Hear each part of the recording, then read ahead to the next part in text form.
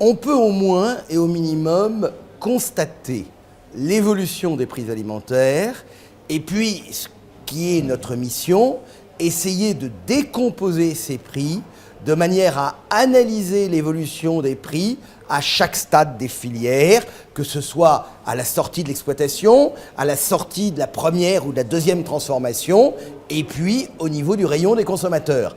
À partir de là, on peut en déduire l'évolution des marges et puis essayer d'expliquer pourquoi les marges augmentent ou diminuent. Le rôle de notre observatoire est avant tout un rôle de constater et d'apporter de plus de transparence sur des sujets qui sont souvent mal connus, méconnus et mal interprétés.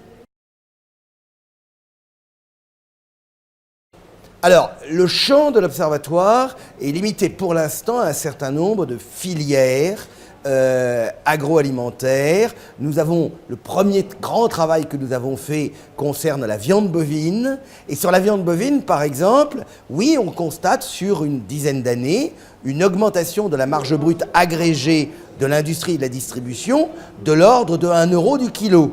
Et ça, nous avons pu l'expliquer à partir des charges supplémentaires liées pour la viande bovine aux problèmes d'hygiène, de santé, de traçabilité, etc.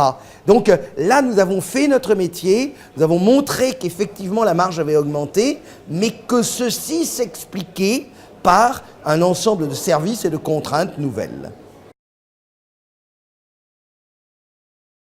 C'est une tendance que l'on peut retrouver et qui est assez classique en économie. Nous savons qu'il y a toujours une beaucoup plus grande élasticité des prix à la hausse qu'à la baisse.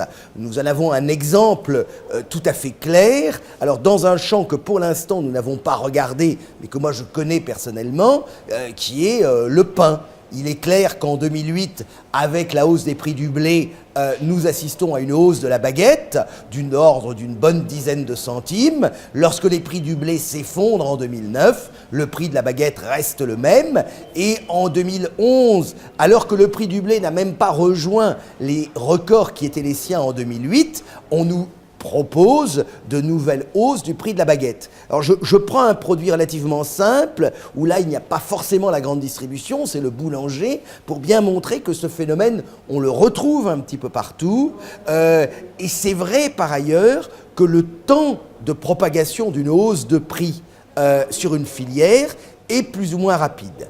Dernier élément qui doit être mentionné, c'est le fait que le produit agricole et la part du produit agricole dans le produit alimentaire acheté par le consommateur a tendance à être de plus en plus faible du fait de la plus grande sophistication des produits que nous achetons.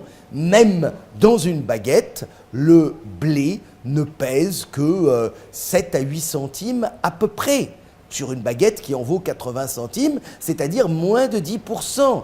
Et il est clair que autant le prix du lait peut être relativement est essentiel dans un pack de lait UHT, et il est tout à fait important pour le beurre, il le reste pour le yaourt nature, mais pour un dessert lacté très sophistiqué, donc apportant de nouvelles recettes, nouvelles conceptions, etc., eh bien la part du lait sera extrêmement faible.